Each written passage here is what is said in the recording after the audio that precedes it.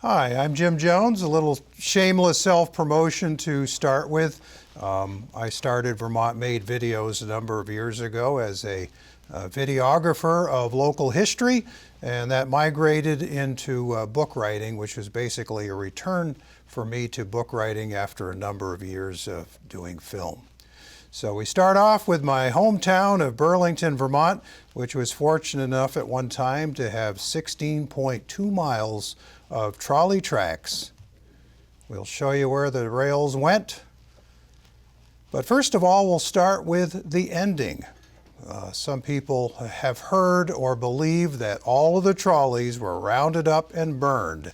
The truth is they took the oldest one that was able to get out of its own way, dressed it up in crepe paper, took it down Church Street to a funeral dirge music, and burned it. More on that later on. So this picture was taken from the Hotel Vermont. You are at the courthouse, actually I guess we would say the Burlington City Hall location for their park. Trolley wires to rubber tires, 1885 to present. So we'll be talking a lot about the trolleys and just a little bit about the buses. So I did mention there was 16.2 miles of rail.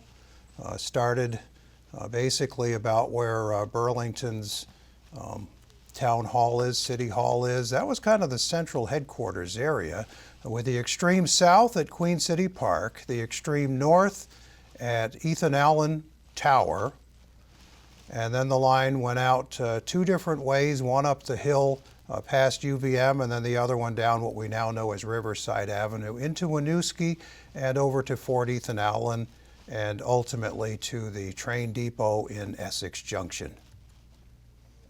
So that's where the lines went. It took a while to get there.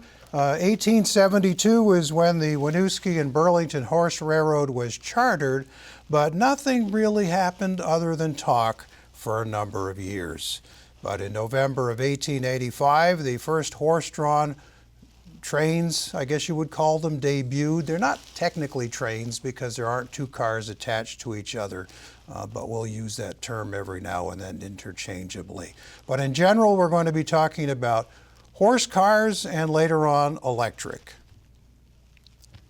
The coming of the horse cars. This was big news in the Burlington area in the 1885 November Weekly Free Press.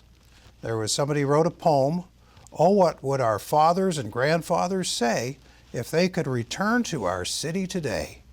Those men of strong muscle, those men of renown, who conquered the forest and built up the town.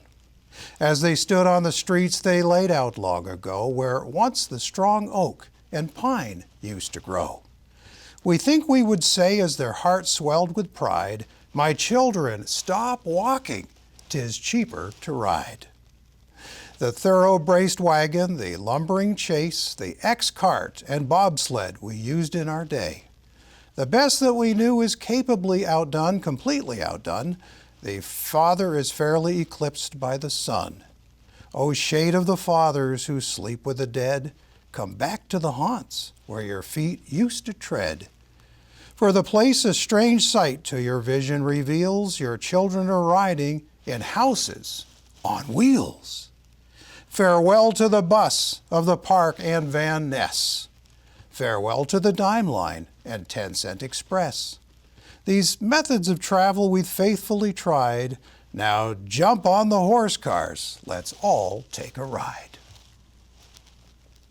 Wouldn't have happened without Charles Delamere Haynes, who was not a Burlingtonian. He came from Medusa, New York, and he finally got the wheels rolling, along with some help with some well-known local Burlington and Winooski residents and businessmen like F.C. Kennedy, John J. Flynn, and Elias Lyman, for example.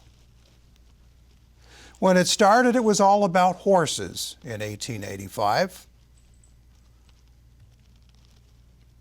This is what we now know as Riverside Avenue. Then they called it the Lower Road, and soon you'll see why. You're looking at Winooski off in the distance across the river. Burlington enjoyed its new street railroad months before the first train finally galloped into Winooski. over a 300-foot iron bridge. Tracks were completed into the Onion City once the spike was driven by F.C. Kennedy at 3 p.m.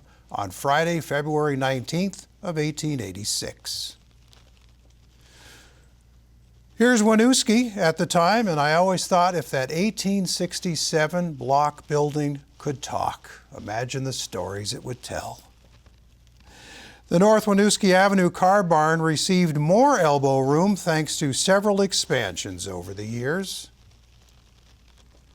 Here is a Church Street trolley. You see two horses on this one, Winooski and Burlington Railroad. This was some of the original routes in the red from 1885. In yellow, some extensions between 1886 and 1890. They did have some temporary track that went down Pearl Street, across North Champlain, and then over to Washington Street. But they quickly decided that that really wasn't the best routing, since North Street was developing quite an impressive business district, and at that point the tracks instead were laid down North Street. Good decision. Equine to electric. The Winooski and Burlington Horse Railroad's decision makers met several times over the winter to discuss and plot the future.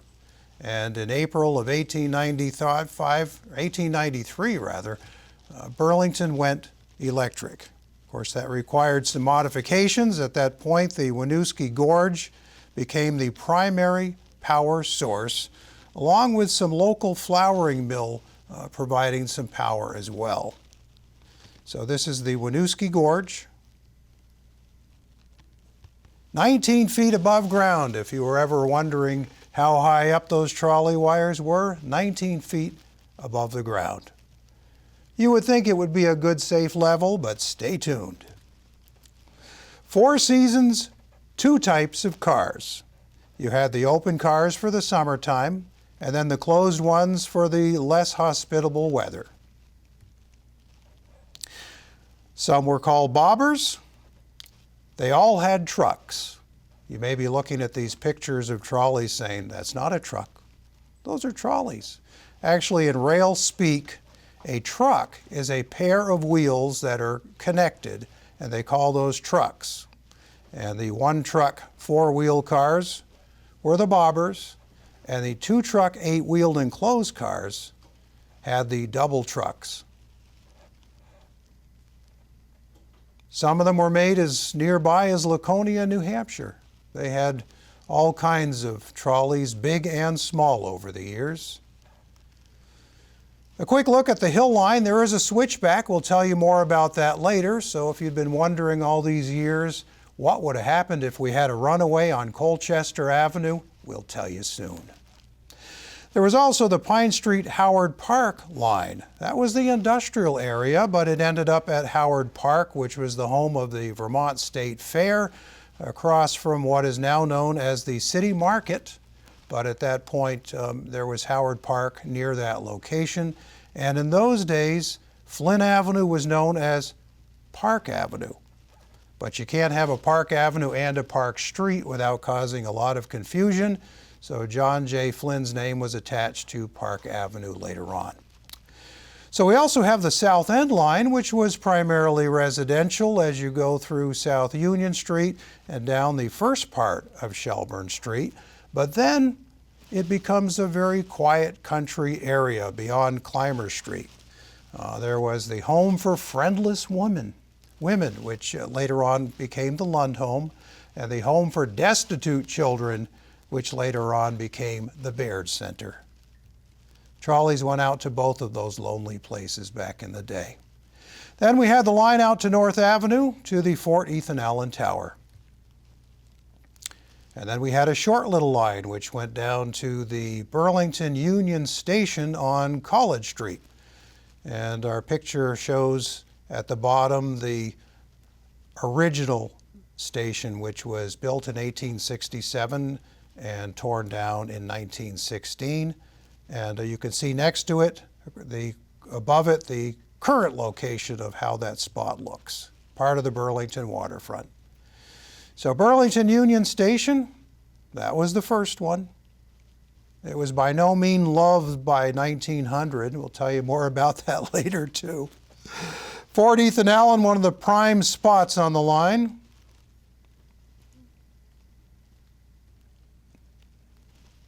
That came via the Military Post Street Railway. So you had the Burlington line, and later on it merged with the Winooski-Essex Junction line, which was known as the Military Post Street Railway, for serving 40th and Allen. Basically, it ran alongside Route 15 most of the way to Essex Junction. This was the Essex station, long before it was reshingled and the doors were taken down and it became a wooden building that barely resembled the photo that you just saw. 1896, the Burlington Traction Company became a reality after the Military Post and the Winooski-Burlington line was merged. Now there was Superintendent Thomas B. Jones, no relation. He managed everyday operations for years, right up until his passing in 1927. And legend has it, at one time or another, this man walked the entire 16.2 miles of the railroad and knew every spike. And in case you were wondering what kind of a salary was drawn back then for running a trolley company, in 1912 he made $28 a week. 1897 brought improvements to the street railway system, already considered the best in the state. Of course, you have to have some kind of a substation for the power, and that was over on North Winooski Avenue. The building, part of the property is still there. It's been repurposed, thankfully, and there's a restaurant, maybe dry cleaners in there. It's down the street from the studio. So that was part of the first phase. North Winooski Avenue's car barn. Now, First Street was what we now know as part of Riverside Avenue as well. It looks pretty complicated for 1910, 1915, but this is what it took just to get the trolleys around the streets. All that machinery and more, and all those wires, and you'd pray that you didn't have bad weather. So there's a rough map of what the terminal looked like for Burlington Traction Company on North Winooski Avenue in 1926, shortly before the end of operations. The lower road, which we mentioned, is now known as Riverside Avenue. That was one of the routes, and that was the route that they took basically to get to Essex Junction generally, especially when the trolleys were coming out from maintenance or spending the night. They'd go to Essex taking the lower road. Queen City Park Extension, that was built in 1899. Every few years there would be an extension of the trolley for a few years. So they went past the Home for Destitute Children, where it had been the end of the line for 4 years, and went to the edge of the Rutland Railroad, right above the Rutland Railroad main line. There's kind of a ditch area. In fact, this location that you're seeing in this photograph is right next to that one-way bridge now that's on Queen City Park Road.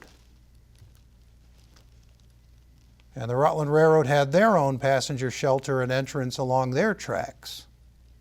For a time, it seemed as though nothing could stop the trolleys except themselves. The cars were notorious for spinning on steep grades in icy weather and frequent breakdowns. These drawbacks demanded a fleet of horse-drawn covered sleds be ready to serve when ice-impacted right-of-way sidelined the electrics. So even though they went electric, they always had a few in a stable awaiting along with some of the old sleds just in case. The rail was T-shaped, and it weighed 56 pounds per yard, which is fairly light rail for a 30-foot section. That was for the Military Post Street Railway. And the Burlington traction was just slightly less.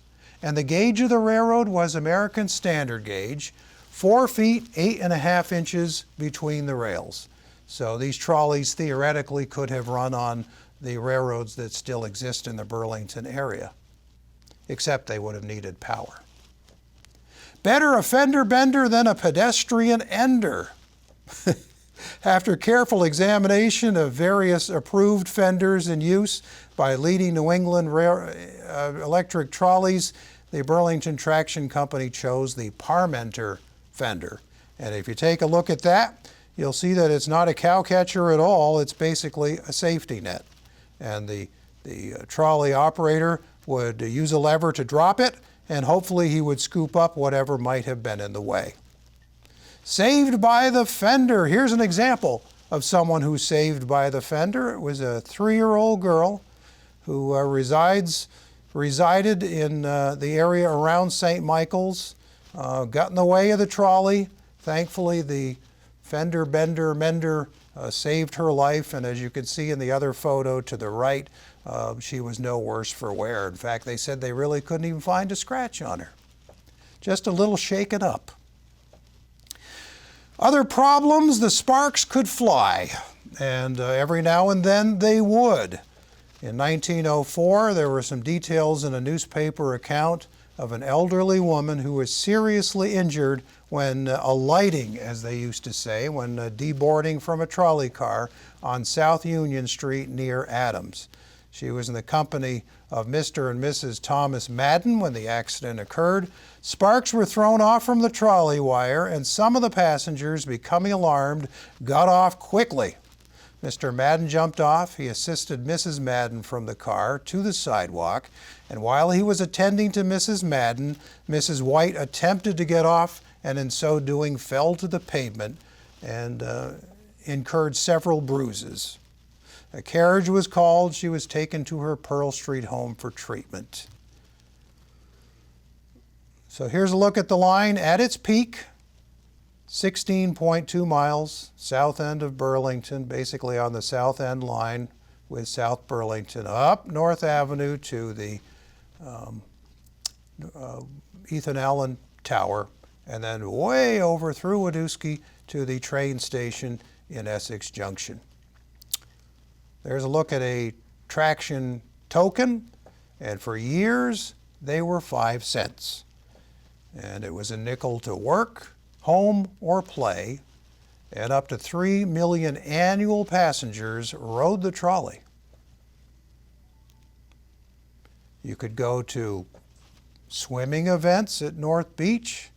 You could go to the various parks. There was Centennial Field for baseball, the Champlain Valley Exposition after it moved to Essex in 1922.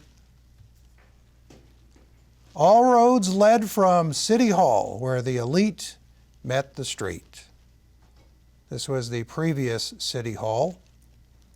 The new one was dedicated in 1928, so it only saw trolleys for about a year. Kind of a busy map. Makes more sense if you look at the book. I did write a book called Trolley Wires to Rubber Tires, which is the story of Burlington street railways, and it is available at vermontmadevideos.com, even though it's a book. So here's a look up Church Street, the Pine Street main line. Let's head down that. After we go past Flynn Theater, down past I started this project during COVID, and first of all, I didn't know much about the trolley system, so I studied up and found out where it went and started taking pictures of buses going past landmarks that were around in the trolley era and on those trolley routes. And then later on, as I developed more of a collection of trolley images from various sources, we could put them together, and it's kind of fun with some then and now views. This was the Van Ness Hotel, which burned in 1950. It was one of the famous hotels of the Burlington area for many years. So the trolley had a spot next to the station, which was torn down in 1916. And then we had the newer station, which is known as Main Street Landing, and that building, fortunately, is still with us. So the new depot line, after the new station was built, was only in for 9 years. Taxis, and various other sources of public transportation. That was the first to go. When people got off the train, the trolleys were no longer much of a factor. So there's the Burlington Union Station, which saw passengers of one form or another until 1953, when the Rutland Railroad stopped running their passenger trains. But then a reemergence of Amtrak 3 years ago. So once again, it is Burlington Union Station. And there's the back view of it at the time.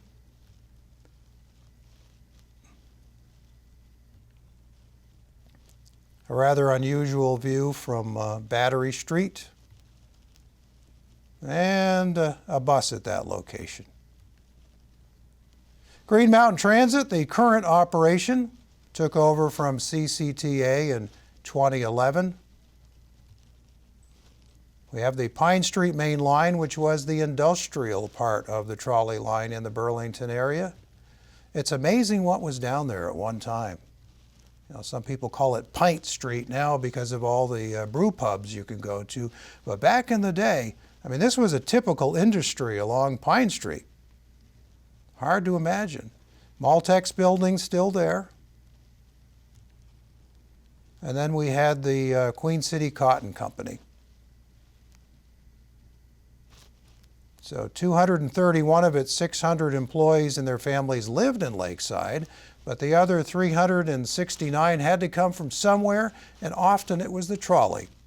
And as you can see above a person there, that is one of the trolley catenaries, and that is in fact 19 feet above the street.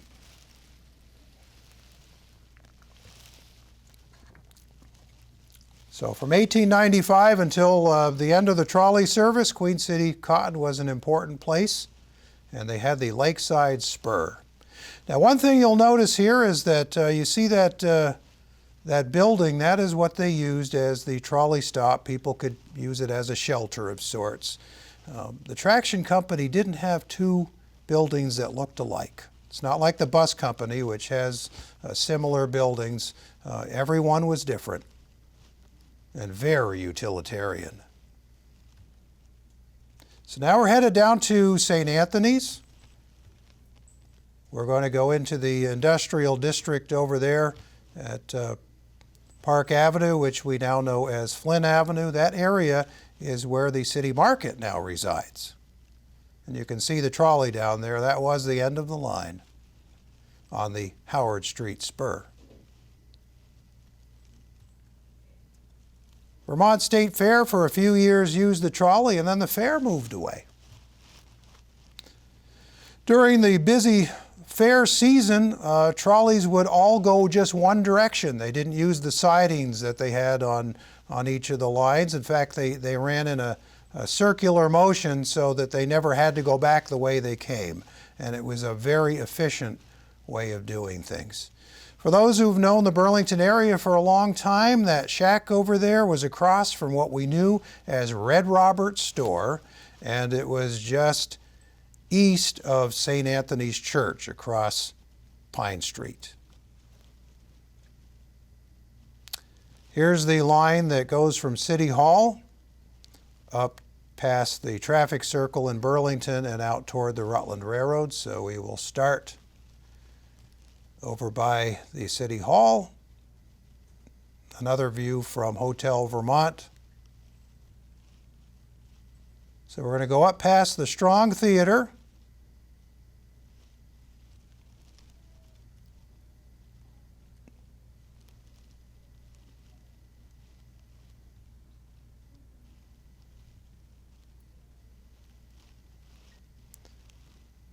Past the then new Memorial Auditorium.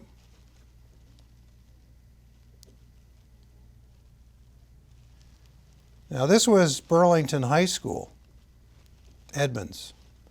And one of the reasons why the lawn is so large from South Union going up to the building itself is because they knew at the time that was awfully dangerous having those kids that close to the trolley. You could probably see the tracks in the lower right curving. Plus you had the electric lines. There were all kinds of potential problems. So the agreement was the building would be tucked back from Main Street and from South Union Street.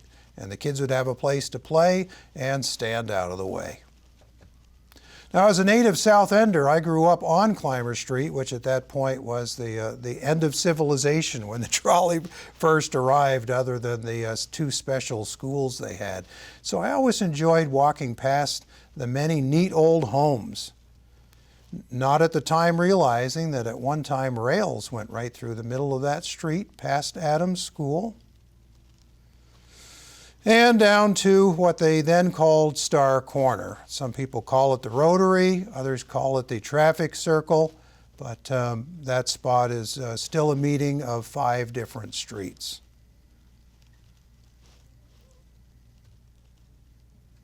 So you had the home for destitute children near the end of the line. Couldn't find any pictures of the home for friendless women. And this was the end of the line over on Queen City Park Road, over by that one-way bridge. That's that location right there. And you can see a bus on the one-way bridge, taken fairly recently. End of the line, out at Queen City Park, a blending of nature's charms just 2 miles from downtown Burlington. People could go out there. They had all kinds of religious events and various other activities at Queen City Park. It was only a few miles from home, and yet it seemed a world away for some people. They could get dressed up in their Sunday's best, take the trolley out there, and that's what some people did on Sundays when the weather was nicer. And the Rutland Railroad also met down there, over by the trolley. Conductor Harry Hilliard wrote on the back of a postcard, this photo taken on the last day we ran open cars to Queen City Park for the season. It was a seasonal line past the home for destitute children. Now, the traction company never really made money. And later on, as more and more people were taking part in electrifying their homes, there was a greater demand for electricity, and John J. Flynn, Elias Lyman, and others purchased the Otter Creek Falls in Vergennes, and at that point they used that to basically power their trolleys and everything in between. So they ended up with 66 miles, or 22 miles for each of the 3 lines that went from Vergennes to the Queen City Park substation at the intersection of Pine and Queen City Park. And then the lines ran to, just one line ran to the Burlington traction facility on North Winooski. So basically, the folks who owned the trolley company discovered that there was gold in selling electricity to the folks in Vergennes and the Ferrisburgs and Charlotte and Shelburne, and there wasn't much in South Burlington, but what there was, they lit it up.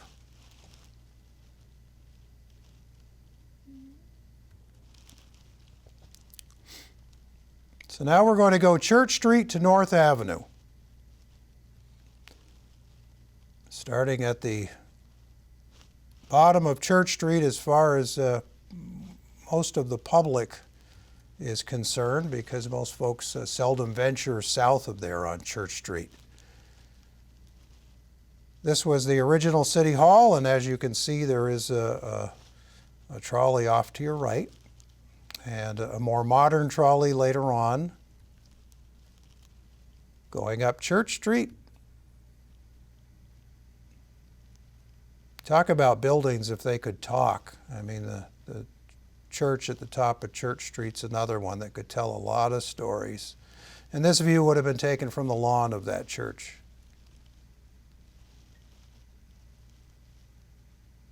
An old-fashioned aerial view before airplanes. Get at the highest spot you can on a building and take a picture looking down.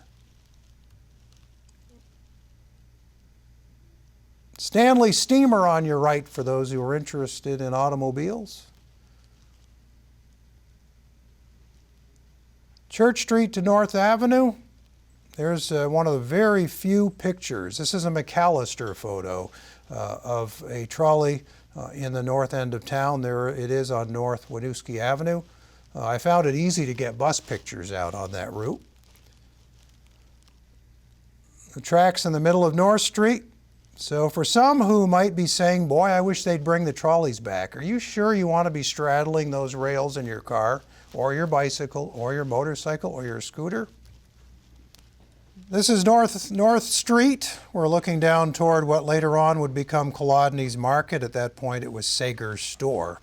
And this is how it looks in relatively recent history at that location, the corner of North and North. Heading out North Avenue, this is the site of Burlington High School. Current bus. North Beach was not a stop on the trolley. You would have had to take a little bit of a walk to get there from the trolley at the corner of Institute Road and North Avenue. This was the end of the line at the entrance to Ethan Allen Park. You can see the tower in the center photo.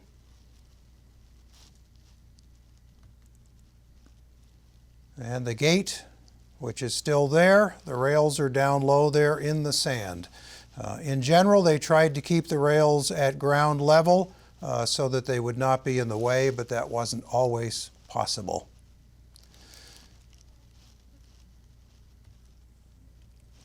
The Hill Line, that was another trolley line. It went from Church Street in Burlington up past UVM. After all, you do have to serve the educational district.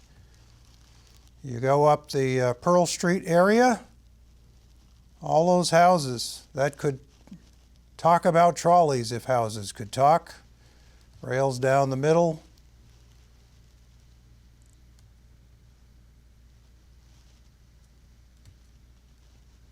Up past the Degosbrian Hospital, which was built in 1925, so they only saw trolleys for 4 years. We're up now on the UVM campus. Going past the medical building. Mansfield House was one of those stops where the electric cars had a siding for people to get on or off. You can see in the photo there is a step, just a couple of stairs of sorts. That's how you got on or off the trolley.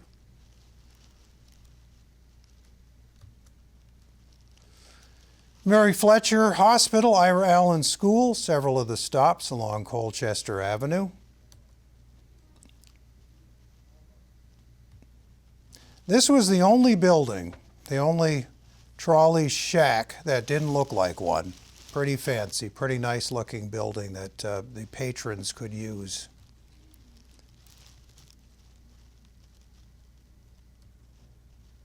Centennial Field. Served Centennial Field, went past Greenmount Cemetery. Now, as you know, Colchester Avenue is a steep one going down to the Winooski River, and just imagine if a trolley had lost its brakes and it was going straight down toward the river. That could be a problem. So the designers of the trolley system ingeniously came up with a switchback.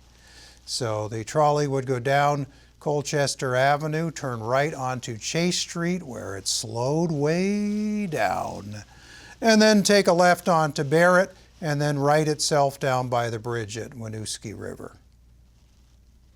It was a hairpin curve, but at that point they were going very slowly. A photograph of the trolley on Barrett Street.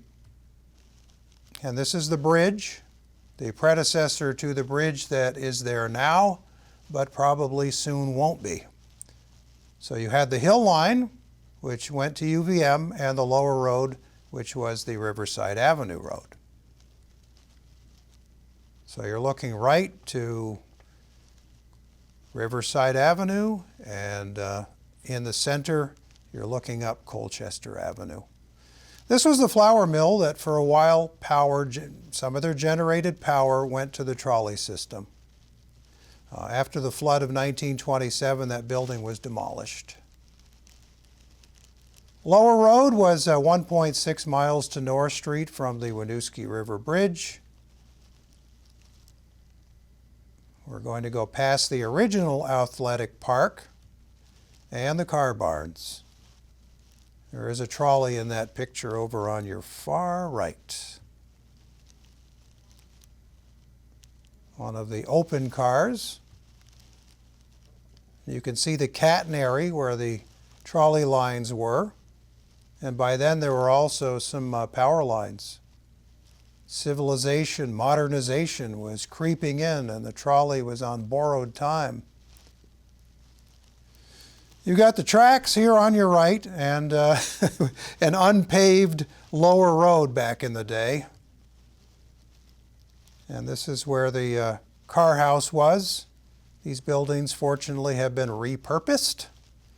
The North Winooski Avenue car barn, still there. A historic building that was saved in the year 2000. Fortunately, they recognize the importance of this building and have found new uses for it. So we're headed into Winooski now. This was the previous bridge.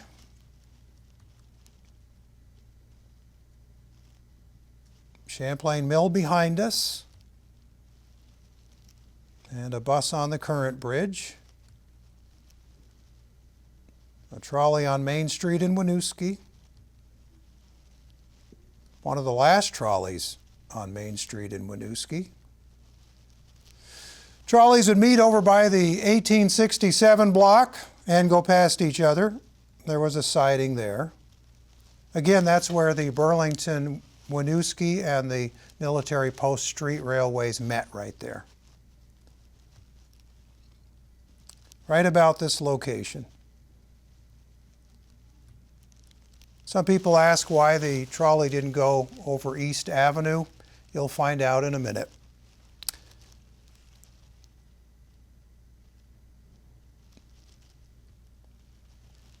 So here is the Military Post Street Railway from Winooski to Essex Junction's train depot.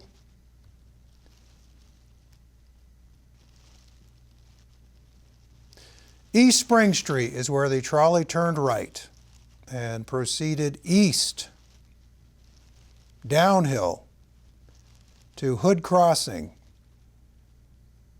There was Porter Manufacturing Company there, which at one point was the largest screen making company. They had wooden framed screens, but the advent of aluminum screens basically put them out of business.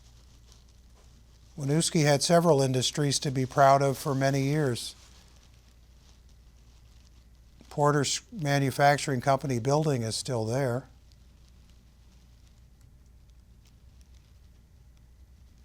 East Spring Street and East Allen Street.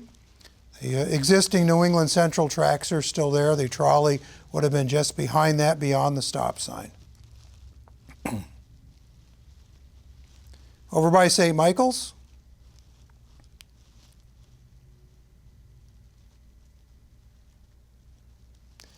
Dunbar's would also be known as the Fanny Allen Hospital. In more recent years, that was the name of the restaurant over there. Fort Ethan Allen. You can see the trolley tracks on the right.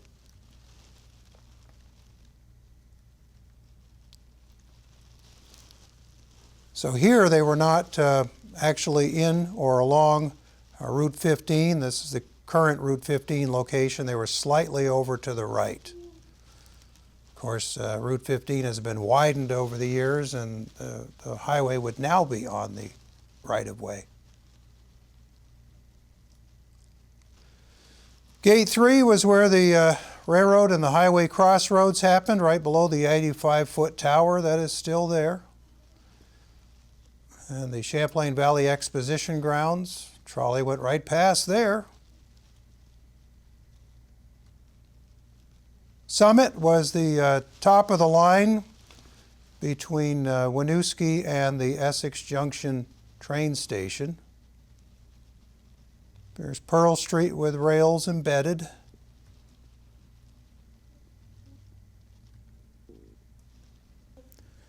Pearl Street in Essex Junction, over the place that is now famously known or infamously known as Five Corners.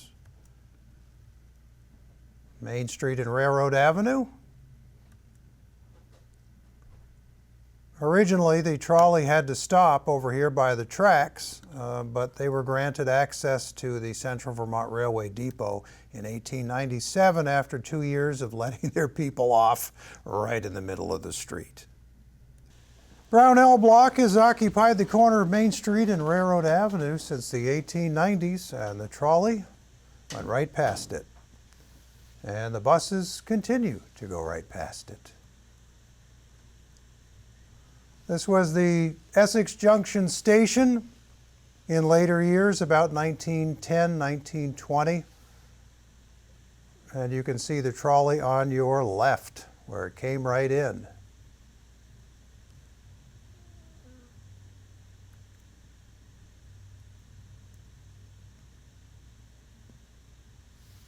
People always seem to be nicely dressed on the weekend.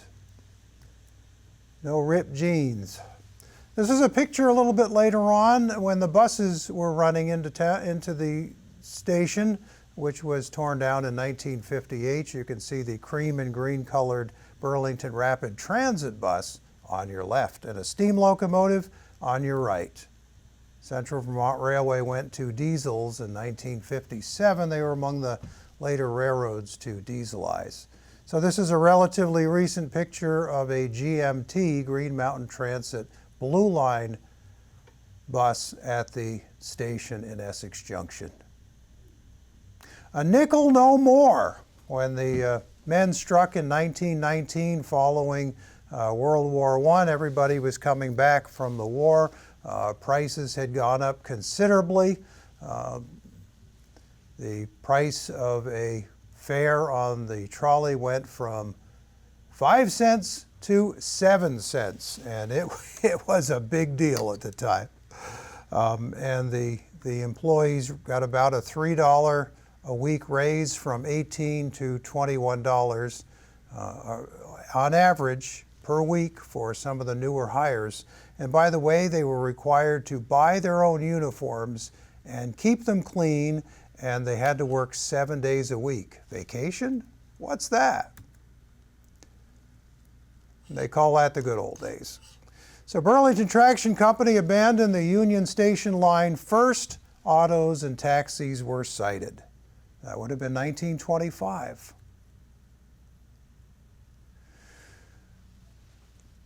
Along comes Bill Appleyard, a man from Massachusetts, opens up a Chrysler dealership in the Burlington area. He thought he was going to sell automobiles, and he was. But Chrysler said, you're also going to have to sell our line of Graham buses. And he talked with the trolley people, and the trolley people said, we're not going to go to buses, we're going to keep our trolleys. So Mr. Appleyard goes back to Graham and tells them, Burlington Trolley Company, they're not going to go to buses. And Chrysler insisted, you're going to have to sell and meet a certain quota for busing. So Mr. Appleyard started putting his brain cells together and offered free bus rides in areas that were not served by the trolley.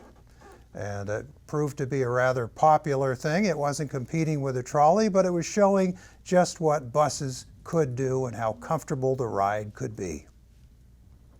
So it was only a matter of time between then in 1926 to when the trolley company went out of business. Flynn and Associates sold Burlington Traction Company to an out-of-state interest, but those people were only interested in the electricity from Virgins. They didn't really want to run a trolley system. Meanwhile, Appleyard is continuing to expand and finding places for his Graham buses all over the state of Vermont when he formed a Vermont Transit Company. Flood of 27, the worst on record. It's about the last thing the trolley company needed.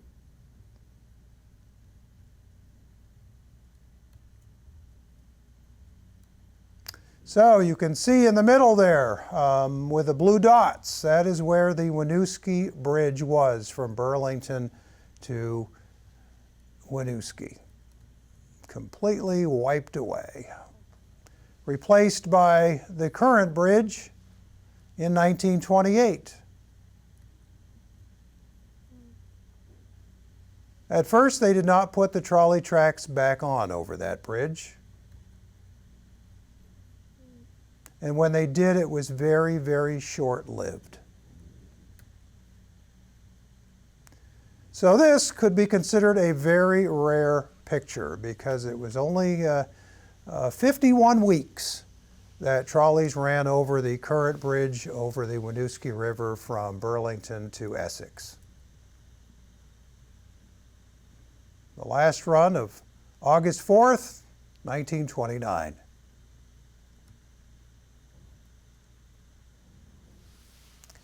Now, Burlington Traction Company wasn't quite out of business yet, and they were told that you're going to need to lay some rails down to North Beach. And, well, they weren't in any position to lay rails, and it didn't make much sense. So they went and bought a bus. Did they buy a Graham bus from Mr. Appleyard? No. They went and got a Studebaker.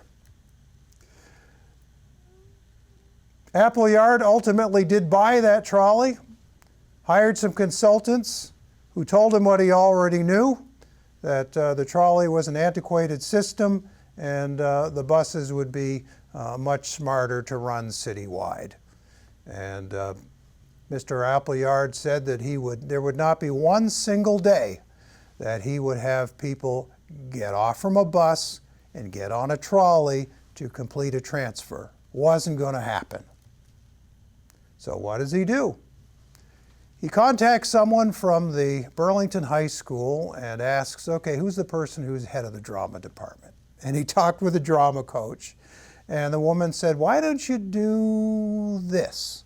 And that's what they ended up doing. They did that. And that was basically to provide free trolley rides all day on the last day and take everybody to Burlington's City Hall Park. And everyone got their free ride to City Hall Park, and they waited for the final trolley to come down Church Street. It was dressed in crepe paper, and there's a funeral dirge, sad music that was playing, and they followed the trolley down, and it turned the corner from Church onto Main Street, and it was parked in front of the Hotel Vermont.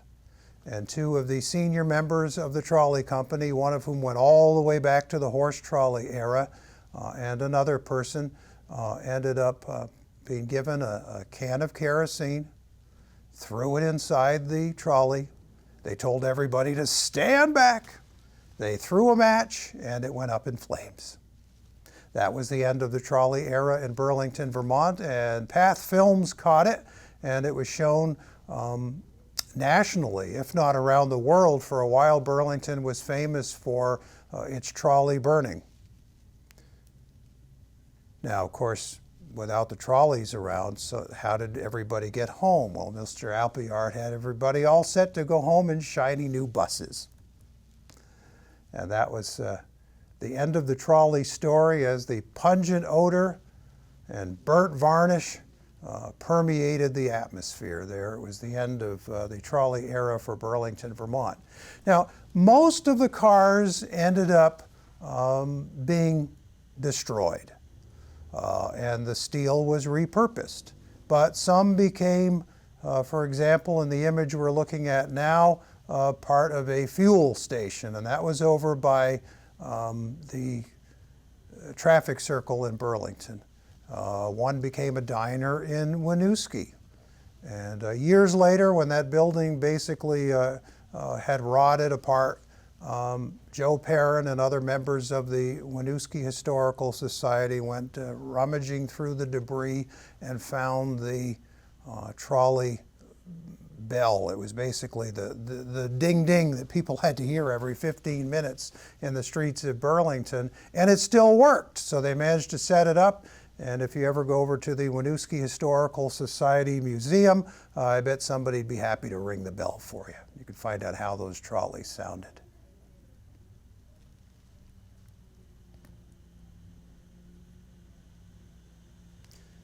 Couple of quick shots from the Burlington Rapid Transit era. The cream and green buses. Tokens greatly resembled the tokens that they had used on the bus line. And of course, Burlington's Vermont Transit was used in some of the industry advertising, including one where they showed the Burlington trolley barn, which was repurposed for buses, and the buses that lubricated themselves. That would be something to watch. Burlington Rapid Transit had a lot of peaks and valleys between 1929 and 1973, but after World War II, people were back into automobiles again. Bus ridership declined, and by the early 1970s, some of these older buses were being used for some of the school routes. I rode to Burlington High School in one of these from the south end of Burlington.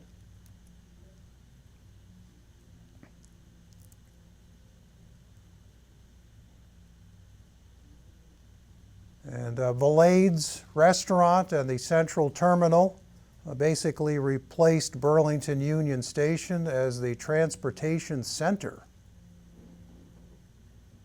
And CCTA came along in 1973 and picked up some of the pieces of Burlington Rapid Transit. And it expanded over the years to more outlying areas. And today we have Green Mountain Transit continuing a tradition that in one way or another goes back to the year 1885. Trolley wires to rubber tires, the story of Burlington and Winooski, and a little bit of Colchester and Essex Junction's trolley and public transportation history.